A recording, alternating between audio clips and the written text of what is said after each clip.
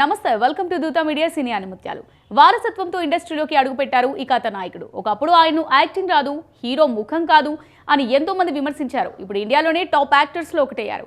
నిరంతరం కష్టపడి ప్రతి సినిమాకు ప్రాణం పెట్టి పని చేసిన గ్లోబల్ స్టార్ అయ్యారు. చిరు తనయుడిగా తెరంగేట్రం చేసిన తనకంటూ సపరేట్ రూట్ చేసుకొని దూసుకెళ్తున్నారు. రెండో సినిమాతో ఇండస్ట్రీ హిట్ కొట్టారు. అంతటి స్టార్డంతోనూ వెనుకడి లోపం ఉన్న వ్యక్తిగా రంగస్థలం సినిమాను రక్తి కట్టించారు.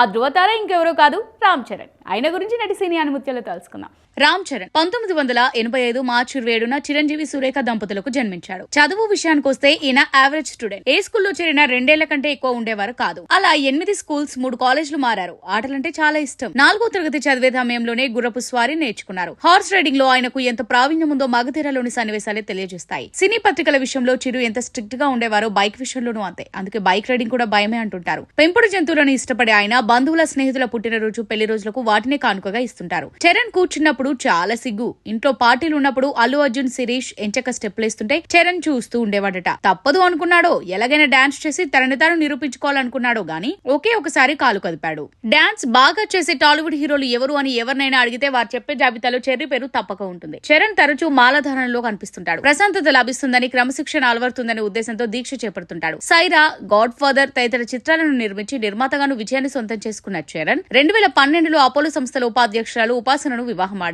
వీరికి క్లింకార్ అనే పాప కూడా ఉంది. వెండి తెరకు చరణ్ ను ప్రముఖ దర్శకుడు పూరి జగన్నాథ్ పరిచయం చేశారు. తమ సినిమాకు చిరుత పేరు ప్రకటించగానే చిరు తనయుడు అనుకుంటూ అభిమానులు హర్షం వ్యక్తం చేశారు. 2007లో విడుదలైన ఆ సినిమాలోని నటనకు గాను చెర్రీ స్పెషల్ జ్యూరీ విభాగంలో నంది అందుకున్నాడు. తండ్రి సపోర్ట్ తో హీరో అయ్యాడు అని కొందరు అంటుంటే, డాన్స్ అదరగొట్టాడు, డైలాగ్స్ తో దుమ్మురేపాడని కొందరు మెచ్చుకున్నారు. ఫస్ట్ మూవీ ఓకే, మరి నెక్స్ట్ ఏంటి అంటూ చెర్రీ భవిష్యత్ పై ఇంకొందరు లెక్కలేస్తుంటే మగధీరతో సమాధానం ఇచ్చాడు. రాజమౌళి దర్శకత్వం వహించిన ఆ సినిమా సుమారు 150 కోట్లు వసూలు చేసి టాలీవుడ్ లోని సరికొత్త రికార్డు సృష్టించింది. రెండో చిత్రంతోనే అగ్ర కథానాయకుల జాబితాలో చేరిన చరణ్ మూడో ప్రయత్నం ఆశించిన ఫలితాన్ని ఇవ్వలేకపోయింది. అదే ఆరెంజ్. రచ్చ, నాయక్, తుఫాన్, ఎవడు, గోవిందుడు, అందరి వాడలే, బ్రూస్లీ ఇలా మళ్ళీ కమర్షియల్ ధోరణిలో సాగుతున్న అతను ధృవతో రూట్ మార్చారు. ఆ తర్వాత వచ్చిన రంగస్థలం ఆయన ఇమేజ్ ను పూర్తిగా మార్చేసింది. దాని తర్వాత వినయ విధేయరామ, ఆచార్యతో ఫెయిల్యూర్ ఎదుర్కొన్న చెర్రీ ఎన్టీఆర్ తో కలిసి చేసిన RRR బాక్స్ ఆఫీస్ వద్ద 1200 కోట్లకు పైగా వసూలు సాధించి పలు అంతర్జాతీయ అవార్డు దక్కించుకుని టాలీవుడ్ కీర్తిని విశ్వవ్యాప్తం చేసిన సంగతి తెలిసిందే. ప్రస్తుతం గేమ్ చేంజర్ తో బిజీగా ఉన్నారు. ప్రముఖ దర్శకుడు శంకర్ దర్శకత్వం వహిస్తున్న ఈ సినిమా త్వరలోనే విడుదల కానుంది.